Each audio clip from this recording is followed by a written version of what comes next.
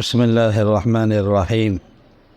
يا أيها النبي قل لأزواجك إن كنتن تردن الحياة الدنيا وزينتها فتعالين أمتعكن وأسرحكن سراحا جميلا.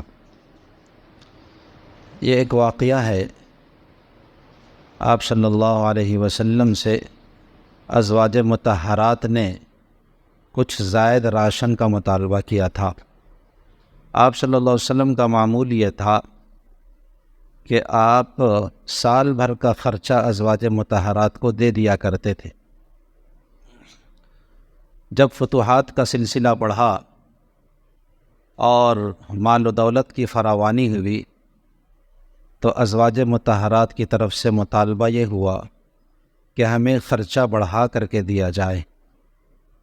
تو آپ کو یہ بات اچھی نہیں لگی کہ نبی کی بیوی اور نبی کے گھر میں زائد راشن کا مطالبہ ہو، یعنی دنیا کی طلب ہو، یہ مناسب نہیں ہے. تو آپ نے اپنی ازواج سے بات کرنا بند کر دیا. یہ بات آپ کو اچھی نہیں لگی. تقریباً 1 مہینہ یہ سلسلہ چلا ہے کہ آپ نے اپنی ازواج سے بات نہیں کی ہے. صحابہ بہت پریشان ہوئے کہ پتہ نہیں طلاق تو نہیں دے دی آپ نے. ہمت کر کے چند صحابہ نے پوچھا. بالآخر حضرت عمر تشریف لائے. انہوں نے پوچھا، کہا یا رسول اللہ کیا آپ نے اپنی ازواج کو طلاق دے دی ہے؟ آپ نے فرمایا کہ نہیں. کہا یا رسول اللہ ہم لوگ جب مکہ میں تھے تو ہم اپنی بیویوں پر بھاری تھے، ہماری بات وہ سنا کرتی تھیں. جب ہم مدینہ آئے ہیں تو یہاں کا ماحول یہ ہے کہ عورتیں مردوں پر حاوی ہیں، اس لیے ہماری خواتین بھی چڑھ بڑھ کر کے بات کرتی ہیں. اسی کا اثر ازواج مطہرات میں بھی منتقل ہوا. تو آپ ذرا مسکرائے. اس کے بعد پھر کچھ خیر خیریت دریافت کرنے کے بعد پھر اصل مقصد پوچھا کہ یا رسول اللہ کیا آپ نے طلاق دے دی؟ تو آپ نے فرمایا کہ نہیں. اس کے بعد قرآن کریم کی آیت اتری. اس آیت کا حاصل یہ ہے کہ اے نبی آپ ازواج مطہرات کو کہیے کہ اگر تم دنیا چاہتی ہو تو آؤ ہم تمہیں دنیا دیتے ہیں. تریدن الحیات الدنیا وزینتہا، ہم دنیا اور اس کی زیب و زینت ہم تمہیں دیتے ہیں. اور دنیا ملنے کے بعد پھر ہم سے تمہارا کوئی تعلق نہیں ہوگا، یعنی اب پھر تم نبی کی بیوی بن کر کے نہیں رہو گی. اب دیکھو نبی کو اختیار کرنا چاہتی ہو یا دنیا کو. یہ بات سب سے پہلے حضرت عائشہ سے آپ نے ذکر کی. تو حضرت عائشہ نے کہا یا رسول اللہ اس میں کسی مشورہ کی ضرورت نہیں ہے، میں تو اللہ اور اس کے رسول کو پسند کرتی ہوں، دنیا مجھے نہیں چاہیے. دیگر ازواج مطہرات نے بھی یہی جواب دیا. آگے اللہ تبارک و تعالی جو ارشاد فرماتے ہیں وہ اصل دیکھنے کی ہے.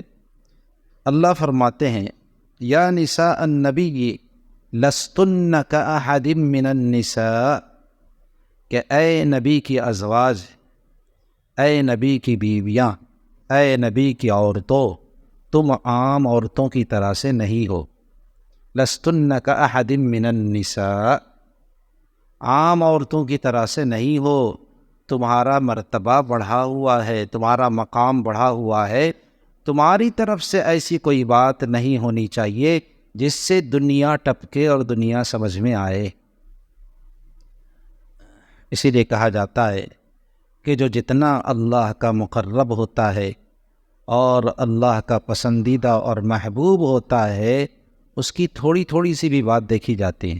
دنیا میں بھی یہی بات ہے کہ آدمی جس سے تعلق رکھتا ہے اس نے کوئی تھوڑی سی بات ہلکی سی کہہ دی تو دوسرا ناراض ہو جاتا ہے. بولا یار آپ سے اتنا تعلق تھا، آپ نے ایسی بات کہہ دی، ایسی تو امید نہیں تھی کہ آپ اس طرح کا لفظ کہیں گے.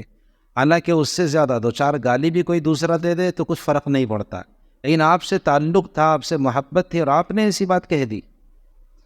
تو اللہ فرماتے ہیں کہ عام عورتوں کی طرح سے آپ کا مقام و مرتبہ نہیں ہے، آپ کا مقام و مرتبہ الگ ہے.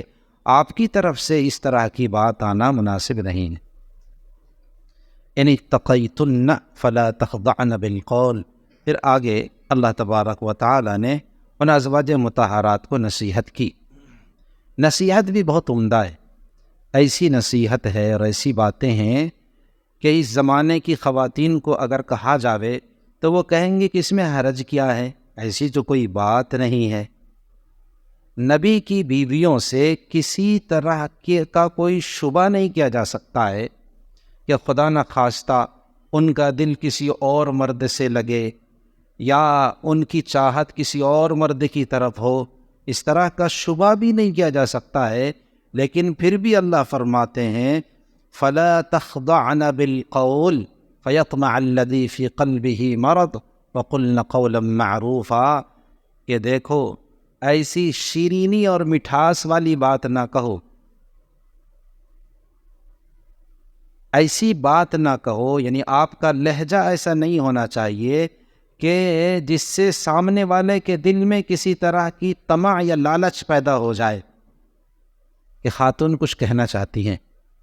ہوتا ہے نا، آپ نے فون لگایا اور اس نے کہا ہیلو، اس انداز سے کہا کہ آپ نے بھی کہا کہ ماشاءاللہ چلیں ذرا سا ایک دو بات ہو جاوے تو ذرا بڑھیا ہی ہے، تو آپ آدمی کے دل میں ایک بات آ جاتی ہے کہ ذرا آواز بڑی اچھی آئی ہے، پیاری سی آواز ہے، میڈم آپ کہاں سے بول رہی ہیں؟